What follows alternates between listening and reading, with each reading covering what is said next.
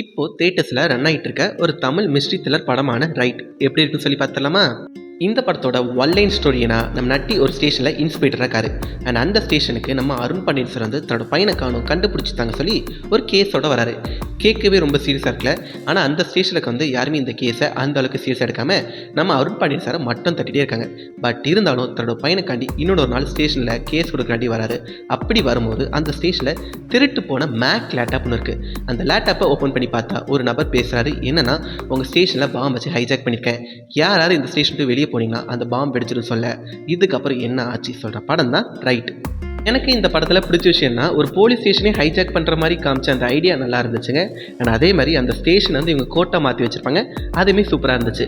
And next interval scene and climax scene இந்த படத்தோட பெரிய பாஸ்ட்னே சொல்லலாம். அண்ட் இந்த படத்தில் நிறைய முக்கியமான டாபிக்ஸ்லாம் பேசியிருப்பாங்க. அதாவது இந்த சொசைட்டிக்கு தேவையான நிறைய விஷயங்கள் இந்த படத்தில் பேசியிருப்பாங்க, அதுவுமே நல்லா இருந்துச்சு. And next music, cinematography, direction and இந்த படத்தில் வச்ச ஆர்டிஸ்ட் எல்லாருமே கொஞ்சம் டீசெண்டாக பண்ணியிருக்காங்க.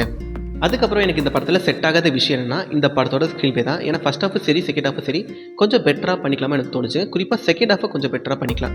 அப்போ ப்ரோ இந்த படத்தை தேட்டரில் போய் பார்க்கலாமான்னு சொல்லி கேட்டால் கண்டிப்பாக தேட்டர் போய் பார்க்கலாம்னு சொல்லுவேன். ஏன்னா சின்ன சின்ன ஃப்ளாஸ் இந்த படத்தில் இருந்தாலும் அந்தளவுக்கு ரொம்ப மோசமாக இந்த படம் இல்லை. ஒரு ஒன் டைம் தேட்டர் போய் பார்க்கலாங்கிறது என்னோட ஒரு ஒப்பீனியன். ஓகே, இதே மாதிரி வேறு ஏதாவது படத்தோட ரிவ்யூ வேணால் கீழே கமெண்ட்டில் சொல்லுங்கள். மறக்காம நம்ம சேனலை சப்ஸ்கிரைப் பண்ணிக்கோங்க. பாய்.